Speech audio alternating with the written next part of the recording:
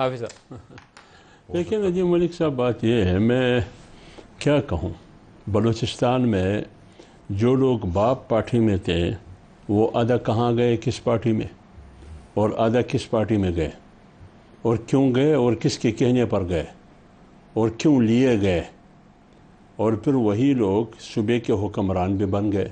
یہ تو ہر کسی کو معلوم ہے. اور کوئی آئین، کوئی قانون تو ہوگا کہ ایک آدمی اگر کیئر ٹیکر حکومت میں ہو، کیا وہ الیکشن میں حصہ لے سکتا ہے؟ جیسی شیڈول کا اعلان ہوتا ہے وہ فوراً جا کے ادھر، اور وہاں پارٹیاں بندر بانٹ کر کے ایک کیا بنتا ہے، دوسرا کیا بنتا ہے.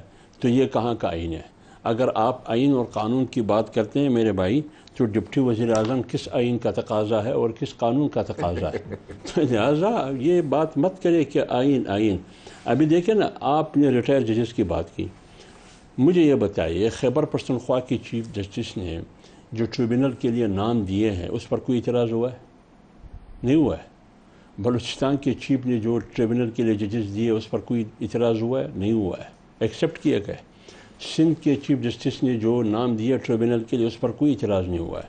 اب چیف جسٹس لاہور نے جو نام دیے، اس پر کیوں اعتراض ہوا؟ اسلام آباد والے پہ ہوا، ہاں، اسلام آباد والے. اور اس کو اپنے آپ کو محفوظ رکھنے کے لیے، اپنے مستقبل کو محفوظ رکھنے کے لیے، اپنے اقتدار کو محفوظ رکھنے کے لیے آپ نے ایک آرڈیننس پاس کیا، اس کے ذریعے ریٹائر ججز کو آپ نے راستہ دے دیا.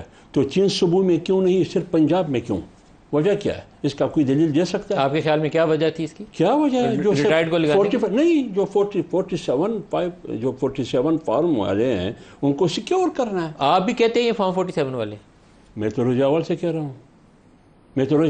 رہا ہوں کہ اسمبلی میں، کہ میں تو پوری سسٹم کی بات کر رہا ہوں ندیم صاحب. میں تو صرف کے پی کی بات نہیں کر رہا ہوں، میں صرف بلوچستان کی بات کر رہا ہوں. میں تو پوری پاکستان کی بات کر رہا ہوں کہ پورا پاکستان کا الیکشن تھا، وہ ہائی جیک ہو چکا تھا.